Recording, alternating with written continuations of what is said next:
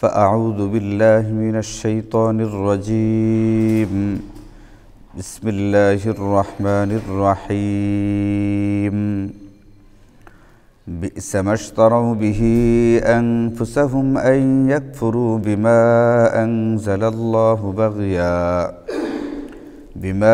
أن ينزل الله من فضله على من يشاء من عباده فباءوا بغضب على غضب وللكافرين عذاب مهين وإذا قيل لهم آمنوا بما أنزل الله قالوا نؤمن بما أنزل علينا ويكفرون بما وراءه وهو الحق مصدقا لما معهم قل فلم تقتلون أنبياء الله من قبل إن كنتم مؤمنين صدق الله مولانا العلي العظيم سبحانك لا علم لنا إلا ما علمتنا إنك أنت العليم الحكيم আলহামদুলিল্লাহ, আল্লাহ পাকের মেহরবানি আর দয়া যে আল্লাহ তাআলা আমাদেরকে আমাদের নিয়মিত মজলিসে তাফসীরুল কুরআনে বসার তৌফিক দিয়েছেন। আমরা সূরাতুল বাকারা এর তাফসীর শুনছি। আজকে আমরা সূরাতুল বাকারা এর 90 এবং 91 এই দুটি আয়াতে কারিমা তেলাওয়াত করেছি। তো আমরা জানি যে এই আয়াতগুলোর ভিতরে আল্লাহ তাআলা ইহুদিদের স্বভাব উল্লেখ করতেছেন, তাদের ভিতরে দুষ্ট স্বভাব কি ছিল এবং তাদের পরিণতি কি হয়েছিল ইত্যাদি সম্পর্কে। তো গত সপ্তাহে আমরা যেটা শুনেছিলাম সেটা হচ্ছে ইহুদিরা যখন বিভিন্ন যুদ্ধে জড়িত হইতো তো আরববাসীদেরকে বলতো, আরে শীঘ্রই শেষ নবী আসতেছেন এবং তার উপরে একটি মহাগ্রন্থ নাজিল করা হবে শেষ নবীর মাধ্যমে এবং সেই কিতাবের মাধ্যমে আমরা তোদের বিরুদ্ধে যুদ্ধে বিজয়ী হব, সেইগুলোর বরকতে, সেইগুলোর উসিলায়। অতঃপর যখন শেষ নবী আসলেন এবং শেষ নবীর উপরে শেষ কিতাব নাজিল হলো, তা আমরা গত সপ্তাহে শুনেছি ফালাম্মা জাআহুম মা আরাফু কাফারু বিহি, তাদের জানা শোনা তাওরাতের কিতাবের ভিতরে পড়া জিনিসগুলো যে শেষ নবী এরকম বৈশিষ্ট্যের হবেন, শেষ কিতাব এরকম হবে, যখন সেই কিতাব এবং নবী আসলেন তখন তারা অস্বীকার করে বসল। আল্লাহ বললেন যে অস্বীকারীদের উপরে আল্লাহ পাকের লানত আর অভিশাপ। এরপর আল্লাহ বলছেন যে বিইসা মাশতারাউ বিহি আনফুসাহুম, তারা নিজেদেরকে যে বিষয়ের বিনিময়ে বিক্রি করে দিয়েছে, বিষয়টা কি? ইয়াকফুরু বিমা আনজালাল্লাহ, আল্লাহ যা নাজিল করেছেন সেটাকে অস্বীকার করা। অর্থাৎ আল্লাহ পাক কুরআনে কারীম নাজিল করেছেন, তারা সেই কুরআনে কারীমকে অস্বীকার করে বসেছে। অস্বীকার করার কারণটা কি? কারণটা আল্লাহ পাক বর্ণনা করতে গিয়ে এখানে উল্লেখ করেন যে বাগয়ান, হিংসাবশত। তারা হিংসাবশত কুরআনে কারীমের প্রতি ঈমান আনতে অস্বীকার করল। আইয়ুনাজ্জিলাল্লাহু মিন ফাদলিহি আলা মান ইয়াশাউ মিন ইবাদিহি, এই হিংসা যে আল্লাহ তাআলা তার নিজ অনুগ্রহ অর্থাৎ নবুয়ত তার বান্দাদের মধ্য থেকে যার প্রতি চান তিনি তার প্রতি নাজিল করলেন, এই হিংসাই তারা কুরআনে কারীমকে অস্বীকার করে বসল এবং নবীজির উপরে ঈমান আনতে অস্বীকার করে বসল। হিংসাটা নবীজির প্রতি কেন করতে গেলো বা কী কারণে, এই সম্পর্কে তাফসীরের কিতাবগুলোর ভিতরে মুফাসসিরিনে কেরাম উল্লেখ করেন। আমরা আগেও শুনেছি যে মদিনাতে ইহুদি সম্প্রদায় বসবাস করত এবং এখানে তো ইহুদিদের স্বভাবগুলি আলোচনা করা হইতেছে। এখন ইহুদিরা ছিল মূলত, আমরা জানি ইহুদিদেরকে অন্য শব্দে কুরআনে কারীমে যেটা উল্লেখ করা হয় বনু ইসরাইল। বনি ইসরাইল মানে ইসরাইলের বংশধর।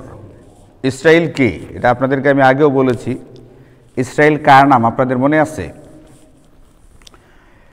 হযরতে ইউসুফ আলাইহিস সালামের আব্বা হযরত ইয়াকুবের অপর নাম হচ্ছে ইসরাইল। এই ইসরাইলের সন্তান ছিল কতজন? 12 জন। হজরতে ইয়াকুবের সন্তানাদি 12 ছেলে ছিল। হজরতে ইউসুফরা 12 ভাই ছিলেন। হজরতে ইউসুফ হজরতে ইয়াকুবের ছেলে। এখন হজরতে ইয়াকুব, যার অপর নাম হচ্ছে ইসরাইল, ইনার ছিল 12 জন ছেলে। এই 12 জন ছেলে থেকে 12টা বংশধারা চালু হয়েছিল। এদেরকে সবাইকে একসাথে একসঙ্গে বলে বনি ইসরাইল। এই বনি ইসরাইলই হচ্ছে ইহুদি। এখন মদিনায় যে সমস্ত ইহুদি বসবাস করত, আপনারা বলেন যে তাহলে এরা কার বংশধর?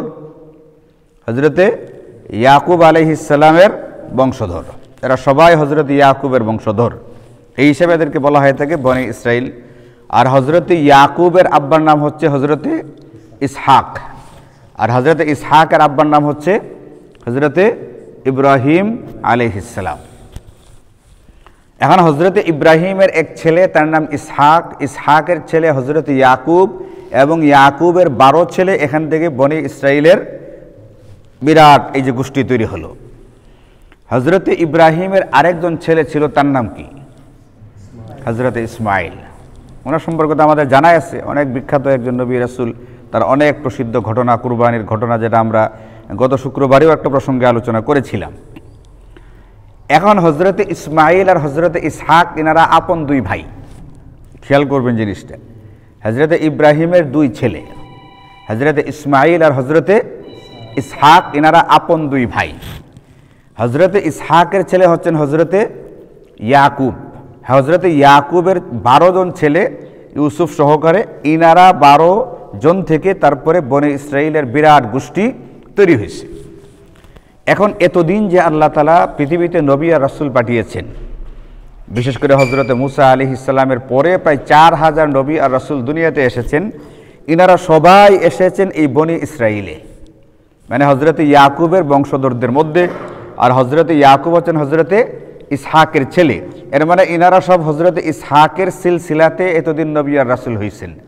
একবার কোন পর্যন্ত? আমাদের নবীদের আগে যিনি আসছেন সর্বশেষ হজরতে ঈসা আলাইহিস সালাম পর্যন্ত সমস্ত নবী আর রাসূল এসেছেন হজরতে এই যে ইয়াকুবের যে বংশধর, ইনার বংশধরের ভিতরে। এখন এতদিন পর্যন্ত হজরতে ইসহাক আলাইহিস সালামের এই যে বংশধারা, এটার ভিতরে এত নবী আর রাসূল আসলেন। তারা মনে করতেছে তাহলে সর্বশেষ যে নবী আসবেন, তাওরাতে যে নবীর কথা ইঙ্গিত করা আছে, ইশারা করা আছে, এই নবীও কোন বংশী আসবেন? ইসহাক আলাইহিস সালামের বংশেই আসবেন। এখন এরা বসে আছে এই আশায়, এবং তারা যুদ্ধ লাগলেই বলতো যে শেষ নবী তো শীঘ্রই আসবেন, শেষ নবী আসবেন, তাকে এক মহান গ্রন্থ দেওয়া হবে, ওইগুলোর উসিলায় তাদের মাধ্যমে আমরা তোমাদের উপরে কি হব?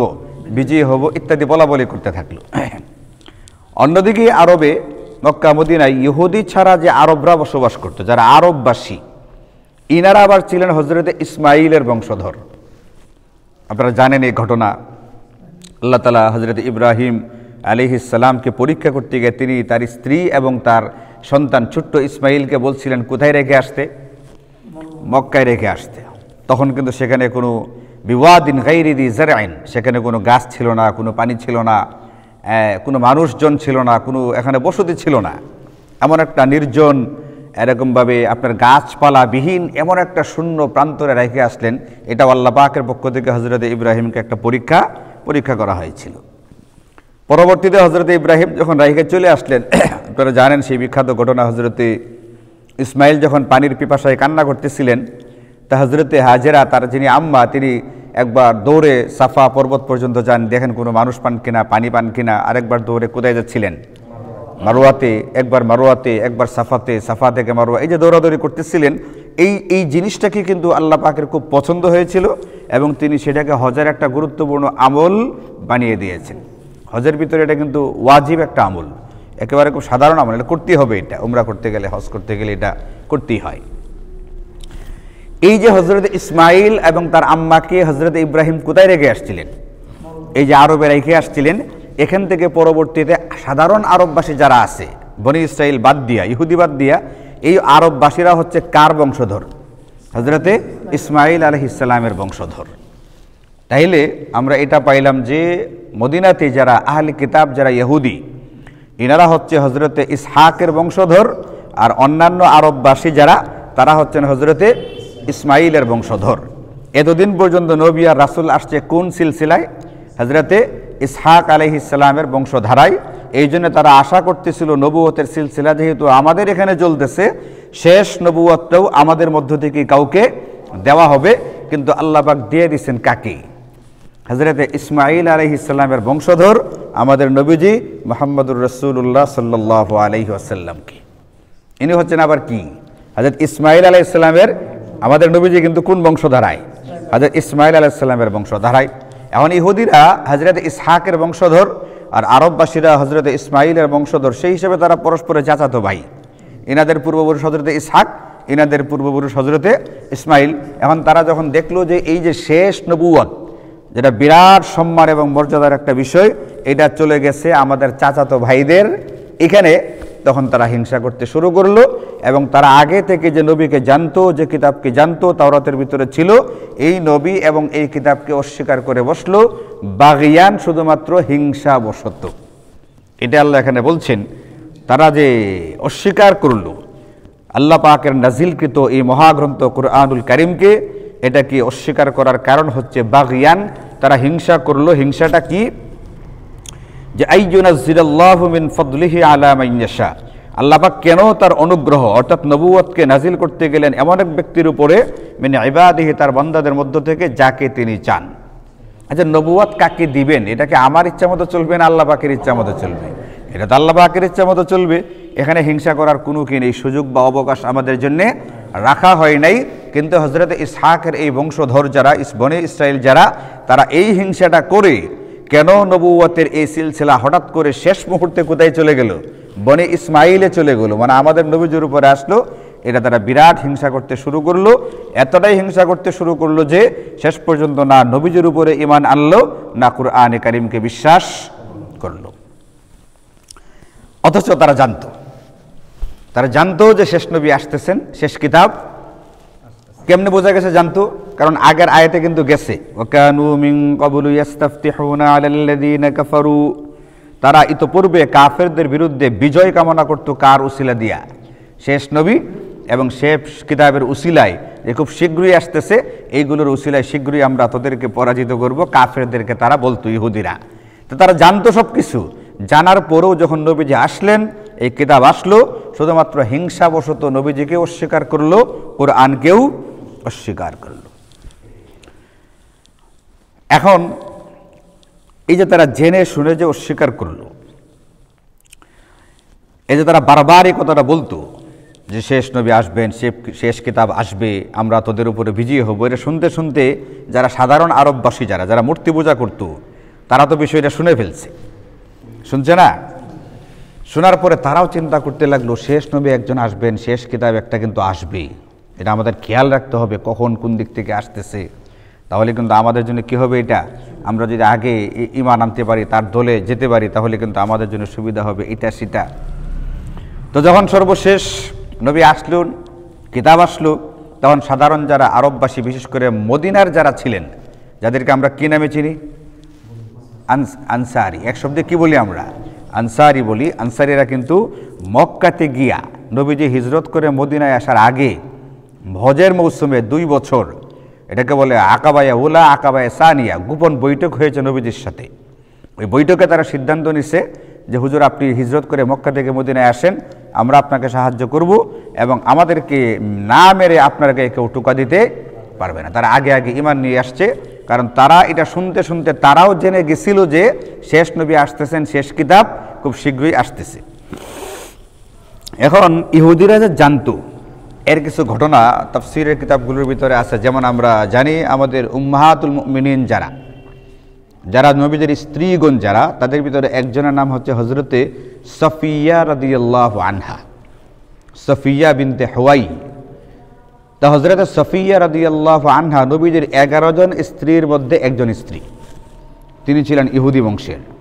তার বাবা হুয়াই ইবনে আখতাব অনেক বড় ইহুদি আলেম, তার চাচা সেও একজন ইহুদি বড় রকমের আলেম, এবং তার যে স্বামী সেও একজন ইহুদি বড় রকমের ব্যবসায়ী। এখন হজরতে সফিয়া রাদিয়াল্লাহু আনহা পরবর্তীতে মুসলমান হয়েছেন, নবীজির সঙ্গে তার বিয়ে হয়েছে।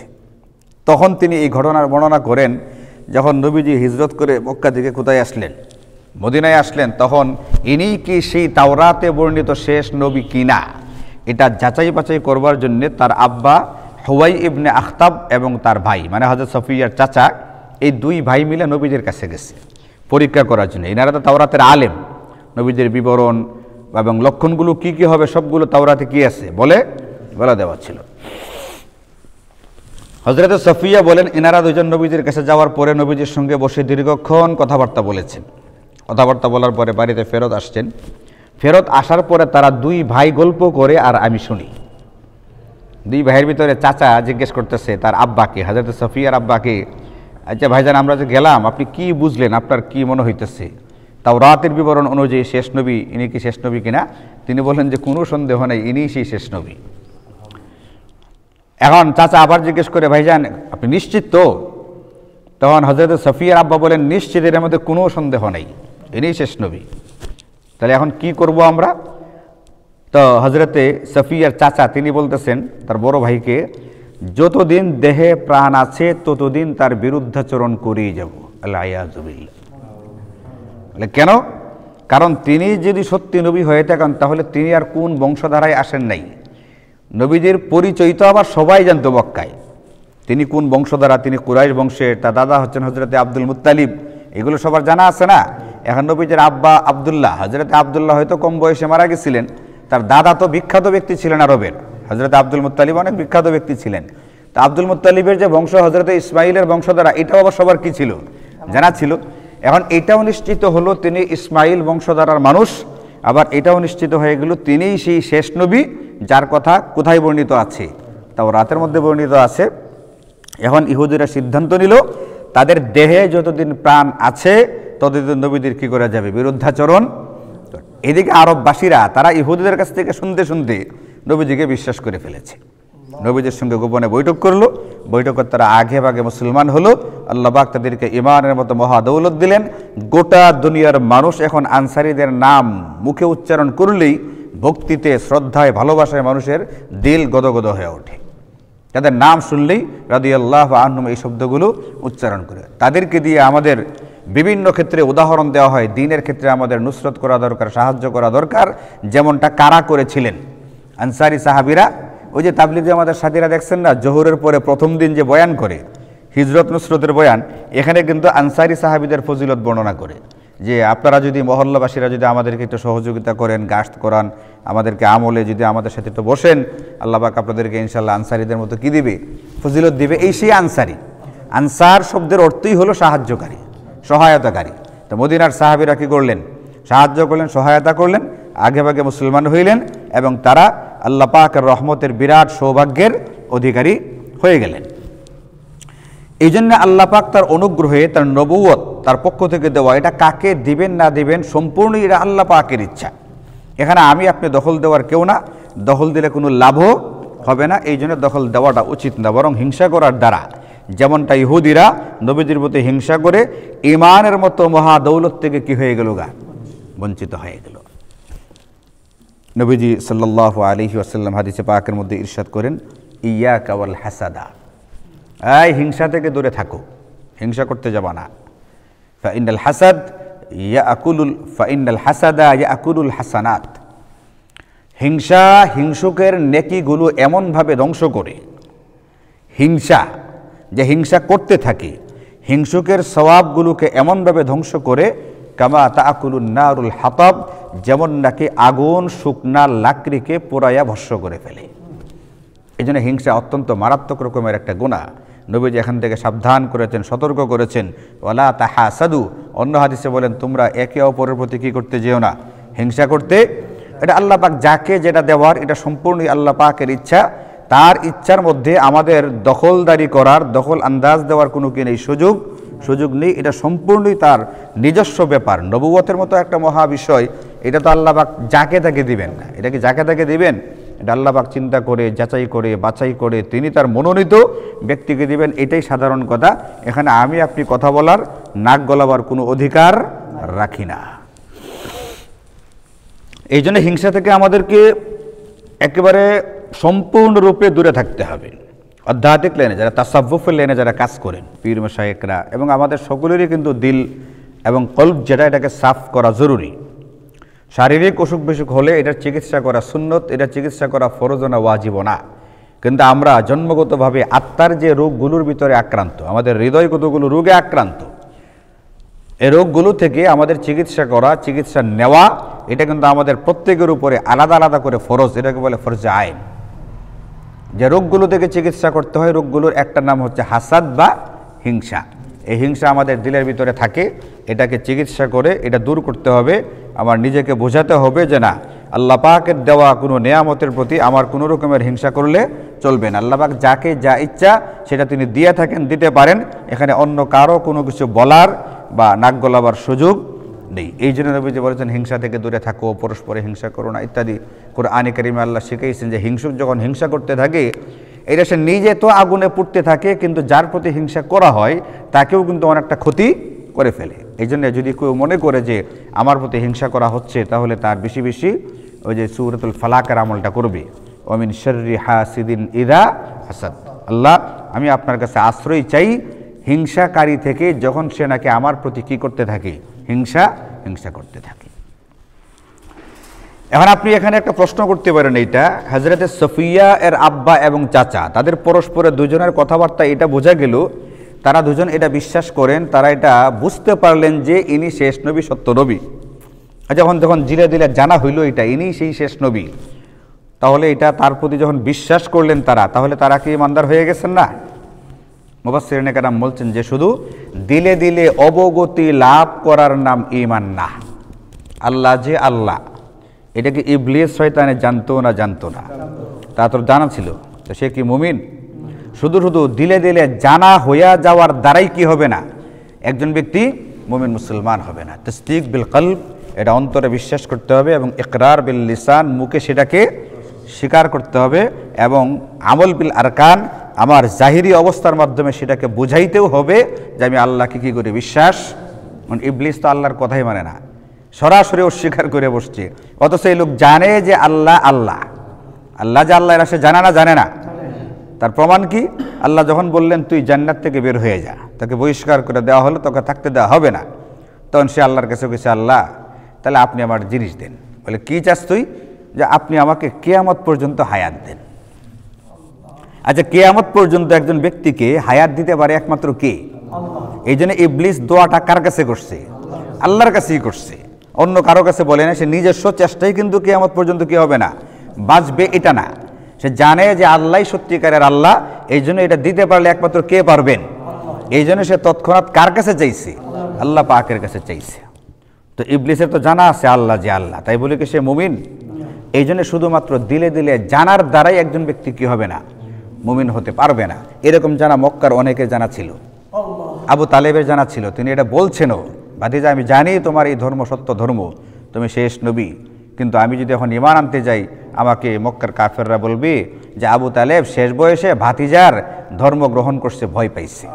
এই মানে তিরস্কারের ভয়ে, লজ্জায় তিনি কি করতে পারেন নাই, ঈমান আনতে পারেন নাই। উহুদের ময়দানে এক লোক গেছে নবীজিকে হত্যা করতে, উবাই ইবনে খালফ।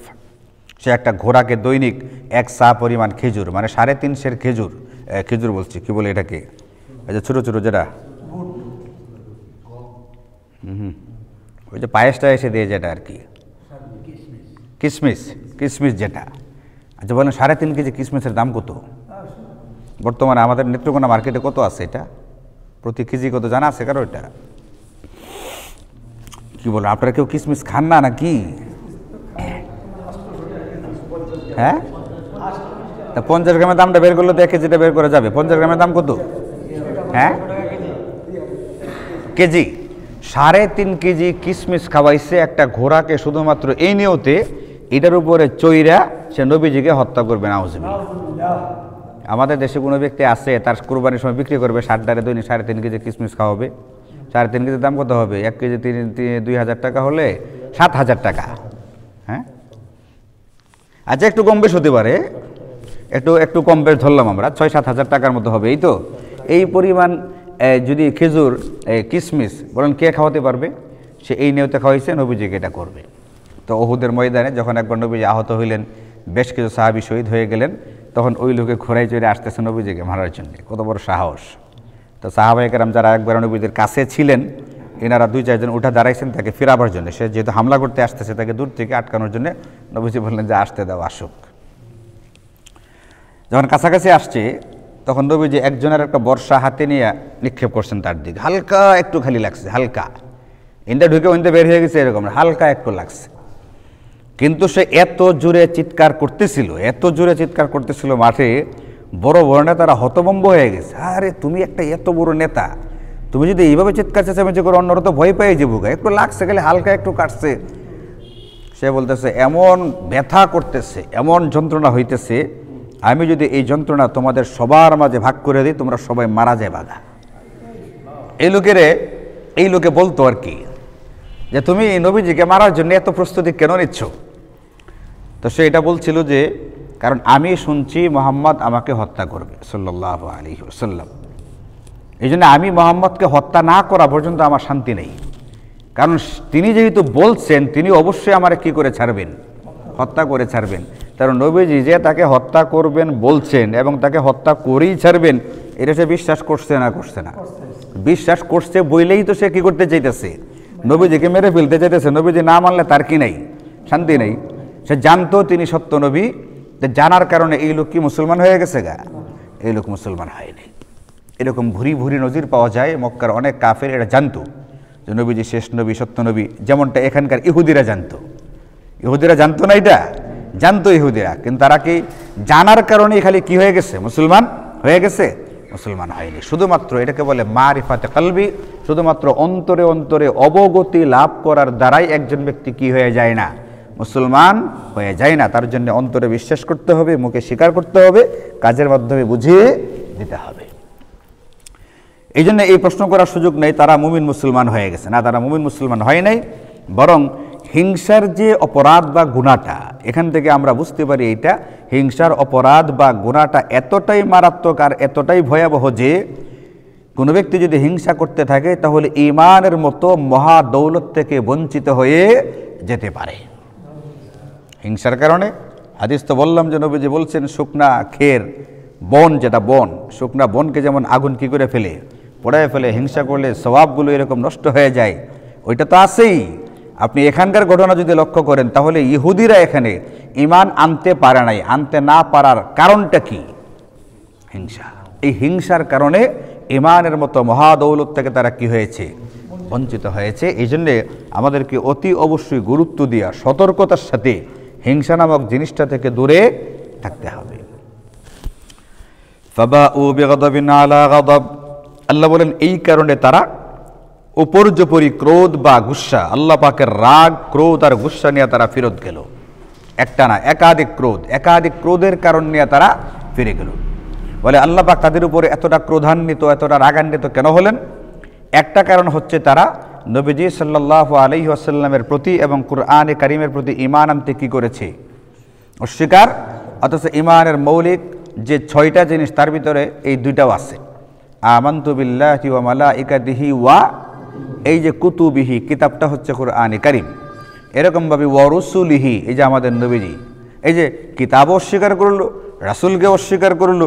অস্বীকার করার কারণে 1 নম্বর ক্রোধ তাদের উপরে পতিত হয়েছে। কার পক্ষ থেকে? আল্লাহ পাকের পক্ষ থেকে। 2 নম্বর ক্রোধ হলো তাদের হিংসার কারণে। 2 নম্বর ক্রোধ তাদের প্রতি কি কারণে? হিংসার কারণে। আল্লাহ পাকের যে পক্ষ থেকে তাদের উপরে ক্রোধ বর্ষিত হলো কয়টা কারণে? এখানে 2টা জিনিস বলে দেওয়া আছে, 2টা ক্রোধ। একটা ক্রোধ কিসের কারণে? কুফরের কারণে। তারা নবীজিকে অস্বীকার করলো। কুফর মানে অস্বীকার করা। তারা নবীজিকে এবং কুরআনে কারীমকে অস্বীকার করলো। এই যে কুফরি করলো, এই কুফরির কারণে একবার তাদের উপরে আল্লাহ পাকের ক্রোধ বর্ষিত হলো। আরেকবার ক্রোধ কেন বর্ষিত হলো? হিংসা করবার কারণে। তার মানে হিংসা এমন একটা অপরাধ যে অপরাধের কারণে আল্লাহ পাকের ক্রোধ বা গুসা হিংসাকারীর উপরে কি হতে থাকে? বর্ষিত হতে থাকে। এই জন্য হিংসা 1 নম্বর নেকে ধ্বংস করে ফেলে, হিংসার কারণে ঈমানের মতো মহা দৌলত থেকে বঞ্চিত হতে হয়, এবং 3 নম্বর হিংসার কারণে তার উপরে আল্লাহ পাকের কি বর্ষিত হয়? ক্রোধ এবং গুসা বর্ষিত হয়। এখন ইহুদিরা এই যে আল্লাহ পাকের ক্রোধের শিকার হলো, আল্লাহ পাকের গুসা তাদের উপরে বর্ষিত হলো, একটা কুফুরের কারণে আর একটা হচ্ছে হিংসার কারণে।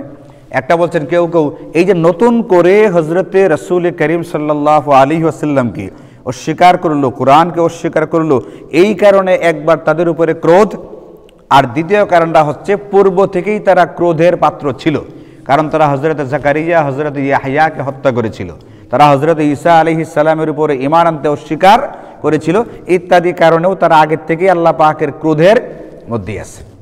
এই জন্য সূরাতুল ফাতিহা এর মধ্যেই আল্লাহ তাআলা আমাদেরকে শিখিয়েছেন আমরা আল্লাহর কাছে দোয়া করি, গায়রিল মাগদুবি আলাইহিম, আল্লাহ আমরা তাদের পথে চলতে চাই না যাদের উপরে তোমার ক্রোধ বা গুসা বর্ষিত হয়েছে। এই মাগজুবি আলাইহিম এটা কারা? ইহুদিরা। এটা কারা? আর ওরা দল মানে হচ্ছে খ্রিস্টানরা। তা আমরা সূরাতুল ফাতিহার ভিতরে বলতেছি প্রত্যেক দিন প্রতি রাকাতে, আল্লাহ তোমার কাছে ইহুদি আর খ্রিস্টানদের পথে চলা থেকে আশ্রয় চাই। মানে আমরা ইহুদি আর খ্রিস্টানদের পথে চলতে চাই না। এখন মুখে বলতেছি ইহুদি খ্রিস্টানদের পথে চলতে চাই না, কিন্তু কাজে কর্মে আমাদের মুসলমান ছেলেরা, আমাদের মুসলমান মেয়েরা কাদের মতোই চলতেছে। তার হুশ নাই, নামাজের ভিতরে বলতেছে একটা আর বাস্তবে করতেছে আরেকটা। মাগজুবি আলাইহিম, যে আল্লাহ বলছেন তারা ক্রোধের পর ক্রোধ, উপর্যুপরি ক্রোধ নিয়ে ফেরত গেল, তারা আল্লাহ পাকের পক্ষ থেকে একাধিকবার ক্রোধের শিকার হলো। এই যারা ক্রোধের শিকার হইছে, গজবের শিকার যারা হইছে, এরাই হচ্ছে মাগজুবি আলাইহিম, এরাই হচ্ছে ইহুদি। আল্লাহ বলেন যে ওয়ালিল কাফিরিন আযাবুম মুহিন, এই সমস্ত কাফেরদের জন্য লাঞ্ছনাদায়ক শাস্তি প্রস্তুত রাখা আছে। তাহলে শাস্তি কিন্তু দুই রকমের, একটা হচ্ছে পরিশুদ্ধ করবার জন্যে, আরেকটা হচ্ছে অপমানিত, লাঞ্ছিত, ধ্বংস করবার জন্যে। এই জন্য দেখবেন আমাদের দেশে একটা নিয়ম আছে, কোনো একটা অপরাধী যদি প্রাপ্তবয়স্ক হয় তাকে শাস্তি দেওয়া হয় এবং তাকে এক ধরনের কারাগারে রাখা হয়। পক্ষান্তরে এটা যদি অপ্রাপ্তবয়স্ক হয়, সরকারি বিবেচনায় তার বয়স যদি 18 বছরের নিচে হয়, তাহলে তাকে রাখা হয় গাজীপুরে, এটার নাম কি জানেন আপনারা? শিশু কিশোর সংশোধনাগার, এরকম একটা নাম আছে এটার।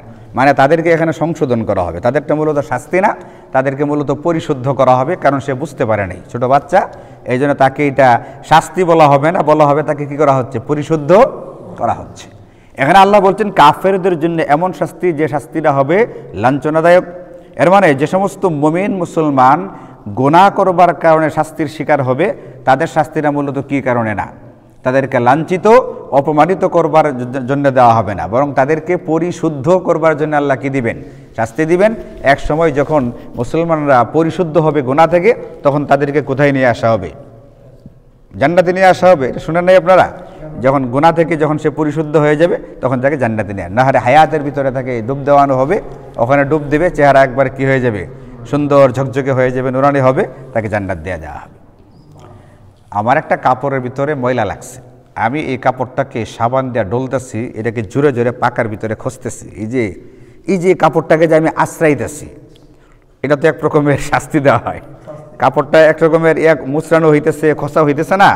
এই যে বাবুল ভাই দেখি মাঝে মধ্যে ওখানে ঘাটের ভিতরে যে বাড়িতে কাপড় ধুইতে থাকে, তো এখানে যে কাপড়টাকে যে মারা হইতেছে পাকার মধ্যে, এটা কি মূলত কাপড়টাকে শাস্তি দেওয়ার জন্যে নাকি ময়লা থেকে সাফ করার জন্যে? ময়লা থেকে সাফ করার জন্যে। তো এই জন্যে মুমিন মুসলমান যারা গুনাহের কারণে শাস্তি ভোগ করবে, তাদেরটা মূলত লাঞ্ছনার জন্যে না, মূলত তাদেরকে পরিশুদ্ধ করবার জন্যে।